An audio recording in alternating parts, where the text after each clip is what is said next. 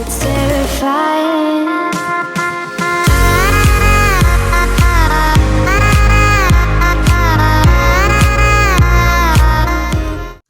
Hey guys, welcome back to my channel. James Anthony here, otherwise known as James the Face, or whatever you want to call me at 3 o'clock in the morning when you're feeling all hot and bothered. So I wanted to come on and actually give you guys a glimpse of actually who I am, throughout my time here on YouTube, which has been a very interesting one because it hasn't been consistent. I don't think I've ever actually sat down and talked to you guys through or talked about my career as a model. For many of you will be looking at this and you'll be like, you, a model, an actual model? Bitch, check my portfolio. All of you jealous, ugly bitches? No, but in all seriousness, a lot of people don't know how I got into the industry, how I went about doing it. My story is quite unique, I find, because a lot of people will look at it and be like, oh, you should have just given up a long time ago. But I'm here to make this video for anyone out there who is considering going into modeling or any career for the first time, even if you're a little older, and wanted to give you guys give you guys a little encouragement today. Sorry, I was before the video. But I want to give you guys some encouragement today on how to get into the industry, what my experience has been. I'm living in the Bay Area, so how is modeling in the Bay Area goes, because a lot of people don't even think that's a thing, and all that good stuff. So if you're interested in learning, stay tuned. So, as I've mentioned before, I am a model. I can properly say that now, and I'll get into why I can't now later. But I am a model based here in the Bay Area. For those of you who don't know, I live in Oakland, California. But a lot of my jobs, or most of my jobs, have been on the outskirts, like in San Francisco, Walnut Creek. I've worked in a lot, Pleasanton, like some of the smaller cities outside of Oakland. And I've done minor things here in Oakland. So I wanted to give a disclaimer on that and kind of give you guys a glimpse on what has kind of happened with me. So I started modeling, I want to say late 2013, early 2014. I graduated high school in 2013. And I was really into modeling. I was always into modeling. I used to look at America's Next Top Model all the time as a second grader. The second cycle, I believe, was the first cycle I ever saw, so one of the firsts.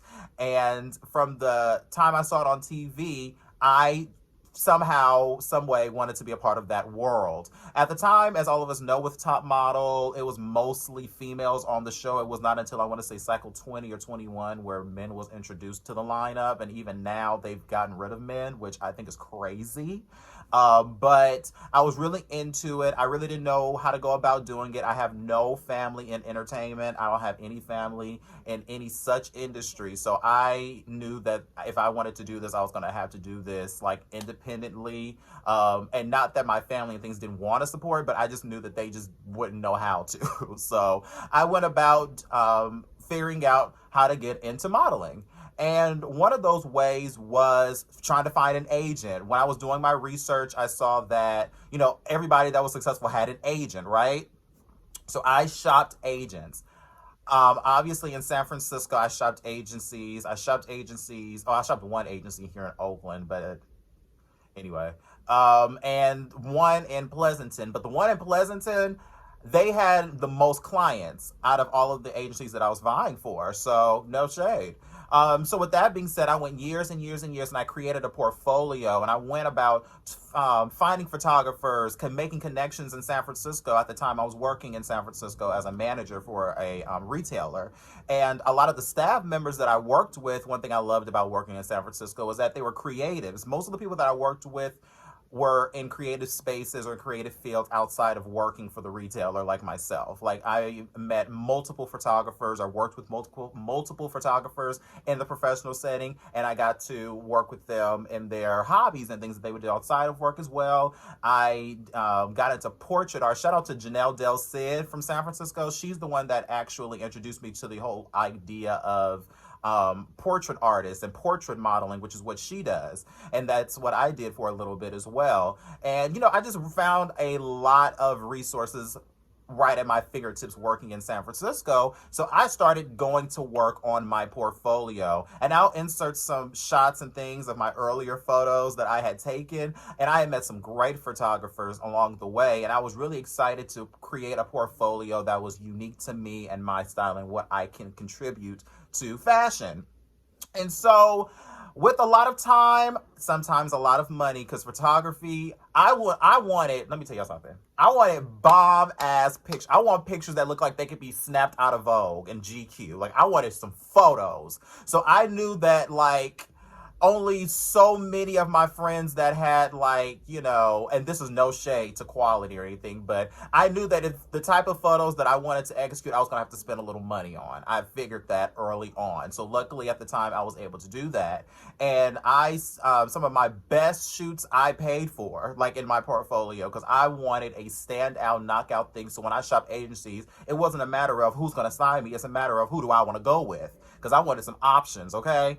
But at the time, once I started kind of, you know, figuring out my portfolio and putting it together and things, I started shopping it to agencies in San Francisco. I won't say the names of the agencies, but there were a lot of agencies, and I got signed to zero.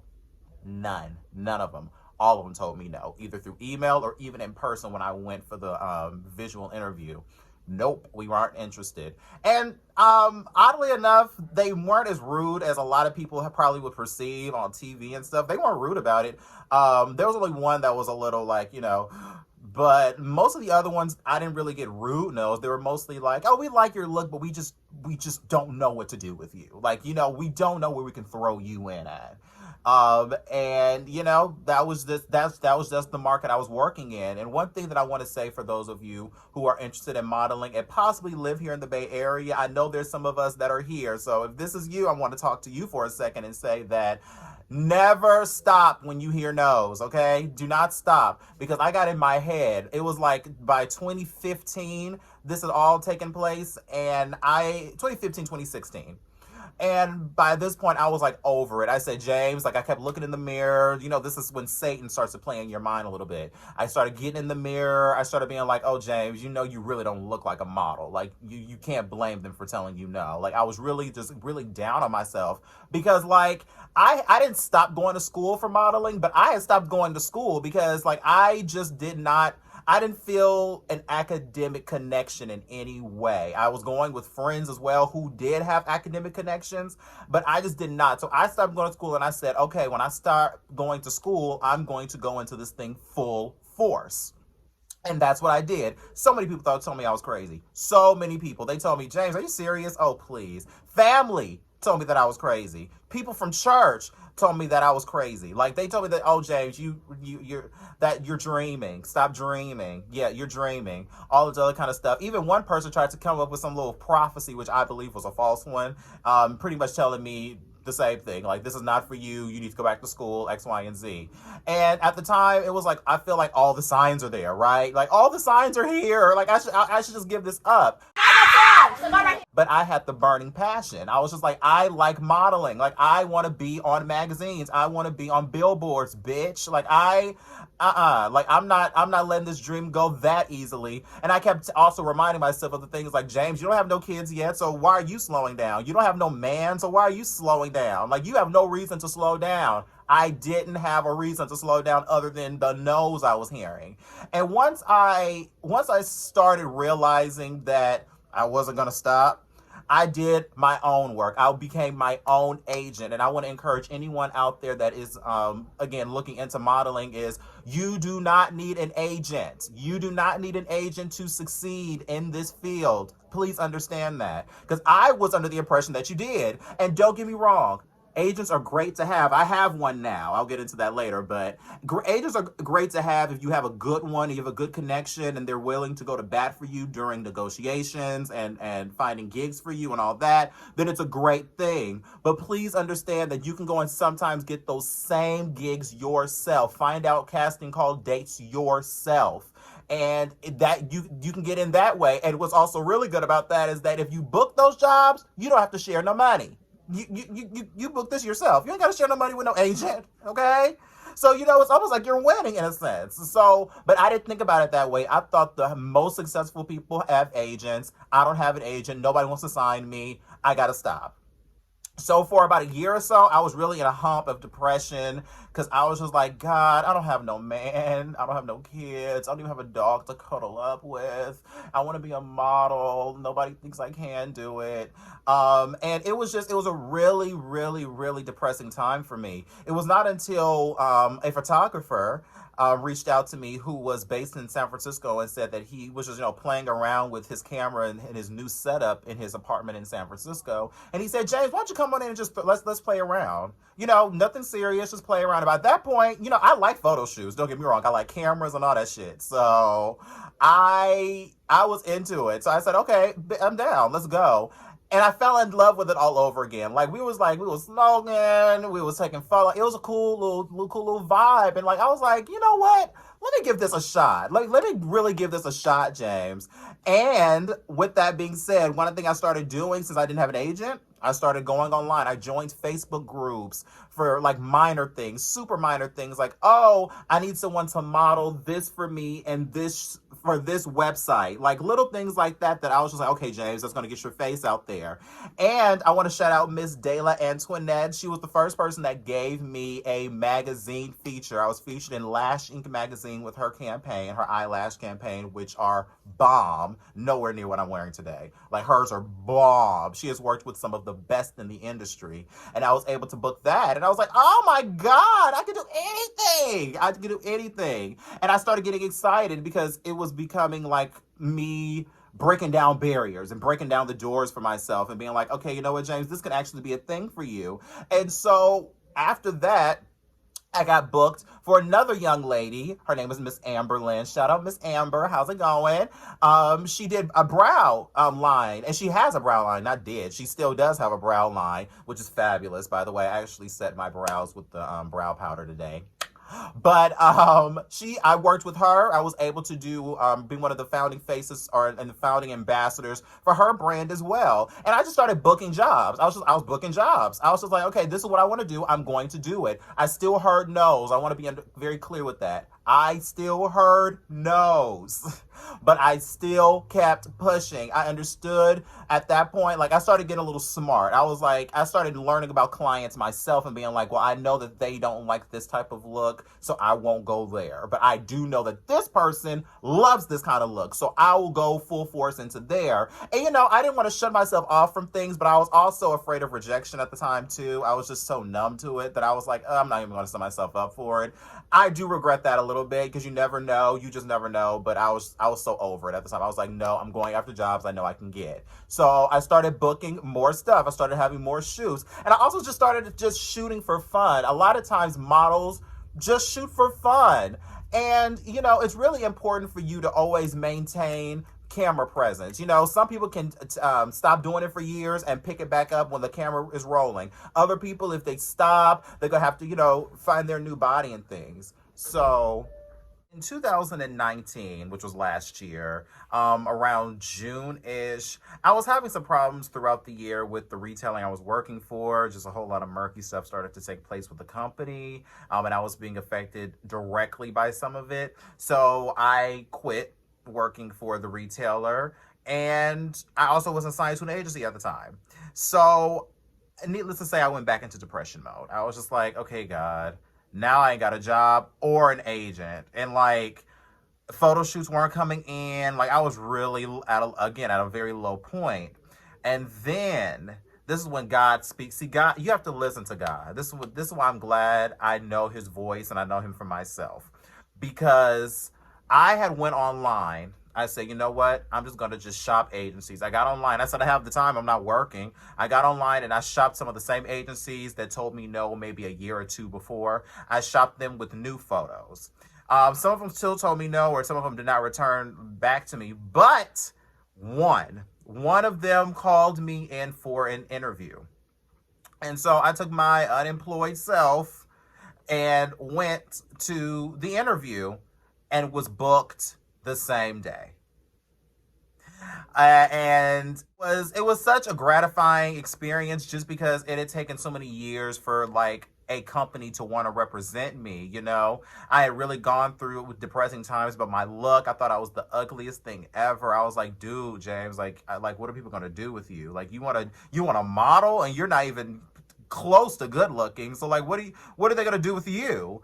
You know, those are, again, the things that are being played in my head by Satan. But I went in for that interview against all of that was playing in my head. I went in for that interview and I got signed to an agency, which is the agency that I am signed to now. And I'm so excited. I am so excited to tell this story because this is literally just the story of never giving up, which is something that I always wanted to do. And sometimes I did give up. In my head, I was very down on myself. But if you have a passion, please continue to go for it. A lot of us, I'm 25 now, and a lot of times I get in my head about, James, you're getting older, dude. Like, how long do you expect to be a model? Like, what are you going to do next? You know, and if we're going to be completely honest, modeling does have a shelf life. Like, for very few people it doesn't. I know people are going to get down in the comments and be like, well, look at this person and this person. Yes. There's those exceptions to the norm. But I think most of those same people you would name off would also tell you that their peers and things, a lot of them did not have long-standing careers like they did. Like, modeling is just one of those careers. And so I do believe that this is something that I want to do. One of my main goals is to be on the cover of a mega magazine. I don't know which one. I don't know who's going to do it, but I'm manifesting that it will happen at one point in my life. So hopefully I can keep up the looks. So before all that happens and I start getting wrinkly. But with that being said, again, I wanted to create this video because a lot of people wanted to know my story on how I started. I have a very unique story. You know, a lot of kids will come on and say that their parents got them into modeling at age 16. A lot of people's parents got them into it at 18. And they, you know, they had a lot more resources than I did. Again, like I told you before in the video, I didn't have any family in entertainment or in modeling, so I knew I had to do everything from ground zero myself. But it's okay. You can do that. You can do that. You can do that. There's nothing wrong with that. And if you have faith, like sometimes it gets withered, but I believe I have faith. I knew that something great was going to happen for me. And I still believe good things are going to happen for me. And, you know, as of now, I do want to still continue to model, but I'm looking into entertainment hosting. I love talking, as you guys can see. So I'm manifesting that into my future. I want to be a part of mega campaigns and people going forward. I'm manifesting that into my future. So manifest what you want, pray for what you want, and then execute it. Because faith without works is dead. You do all need to remember that too. If you do not put in the work, the faith is going to be dead. So you need to put in the work to get what you want. And even on those mountain of no's, if you hear a yes, you're going in the right direction. And that's what I want to leave you guys with today. So if this video helped you out at all, or if you have some experiences similar to mine or completely different, leave them down in the I always want to say description box. Leave them down in the comments section below and let's talk about it. I would love to hear what you guys' experiences has been in this field or similar fields, and let's build a family of community here where we can be open about things and comfortable about things and all that good stuff. So I don't want to ramble on anymore. Thank you so much for watching another video, and I will see you in the next one. Talk to you soon.